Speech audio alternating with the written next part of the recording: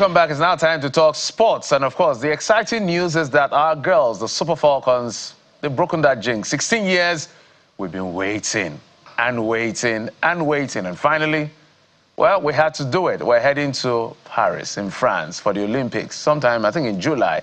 And that's why we have sports anchor and correspondent Austin Okonakpan, who is in London. Austin, we're coming to your neighborhood pretty soon. Tell me how you feel. Well, greetings to you, Jeffrey, and good to be on the show. The last time I was on the show, I was talking about the Super Eagles' failure to win the AFCON in Cote d'Ivoire. Today, I'm on the show to celebrate the Super Falcons for breaking that disgraceful jinx of not qualifying for the Olympics since Beijing 2008. I'm very happy because Cecilia isn't on the show. She would have been wasking lyrical and telling me all the time that it's just the women who makes us happy. But we love this win. We love the fact that the girls are going to Paris, and I cannot wait to see them when we kick off the Olympics July the 26th. So let's walk through some of the things we have to do now that we have the jinx broken. We've ticked that box. And everyone will be looking at this 9-time champions of Africa to properly represent us. What has to be done now so that we do better than what we did in Cote d'Ivoire? I think what we really need to do is pump up the mentality because these girls, right from the World Cup in Australia and New Zealand, they got the world talking. They were this close to beating the impressive England team. They only lost, I think, via penalties, and were ranked the best team in Africa. You see, our problem is continuation. We don't know how to do long-term planning, and that's why I struggle to understand what we can do now, because the Olympics is here already. This is April. The Olympics is in July. Most of the girls will go back to their clubs now, and then they'll come back to play the Olympics. So what we need to do now is get the Nigerian Football Federation to ensure that they're in a fine state, to ensure that they have the right mentality to go out there and execute this competition properly. The last time we featured at the Olympics was in Beijing 2008. Let me tell you an interesting fact. The only surviving member from that team in 2008 at the Olympics is Tochukwu Olueyi. She's the reserved goalkeeper for this team. So it tells you, with everything we've been achieving women's football, none of these girls have been to the Olympics. So this is an opportunity for them to go there, give Nigeria, Africa, a good representation.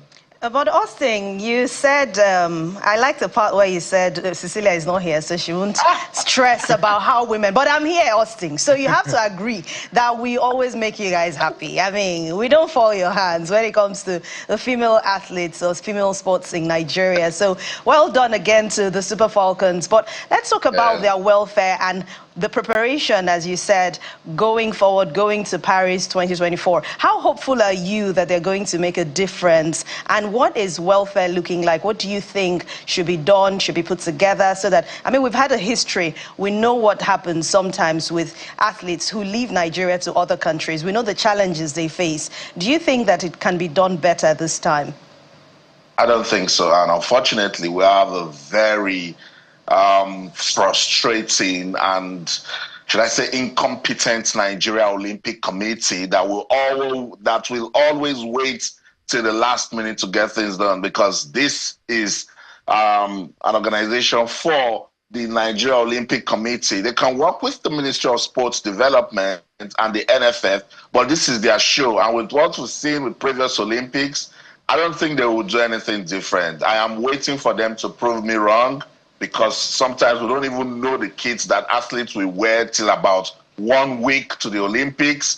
I hear a lot of athletes complain about welfare. Sometimes they don't even get the grants that they get from international bodies that is given to them to even prepare for the Olympics.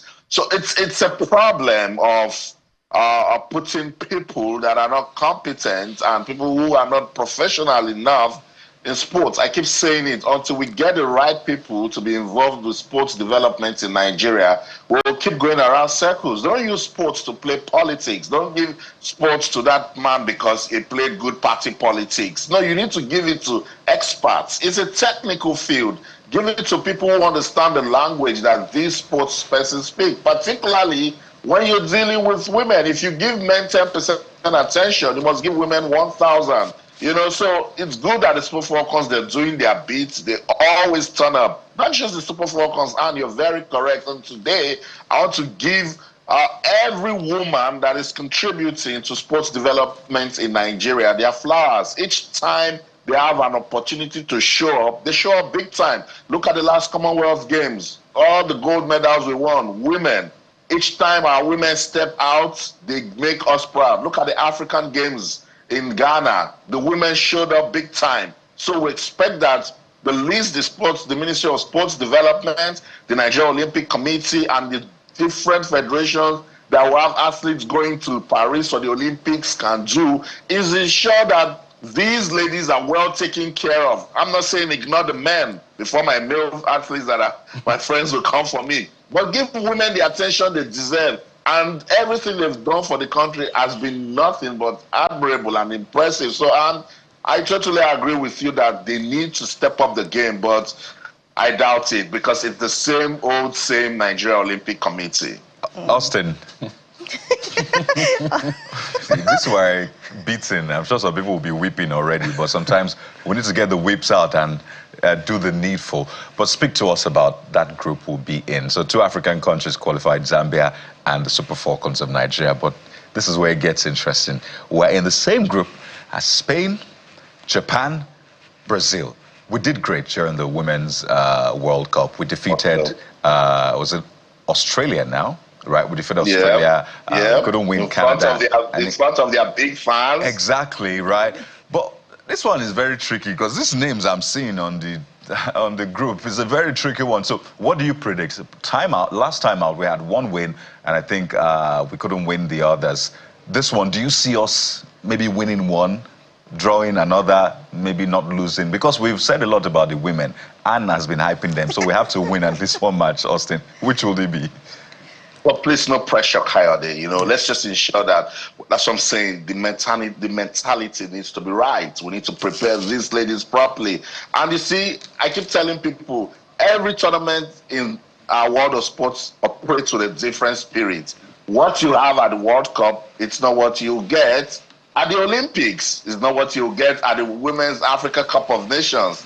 You see, so with this World Cup, I'm telling everyone to calm down. It will not be Spain that you saw at the World Cup that will be at the Olympics, because it's just something different about tournaments and the way, you know, they operate. Yes, I know if you call Brazil, everyone wants to jump up and, you know, start shivering. But what did Brazil do at the Women's World Cup in Australia and New Zealand? They just came there, added to the color, got us talking about them, and that's it. So we played an impressive draw with Canada. Canada are defending Olympic champions. Sure. They couldn't beat the Super Falcons at the World Cup.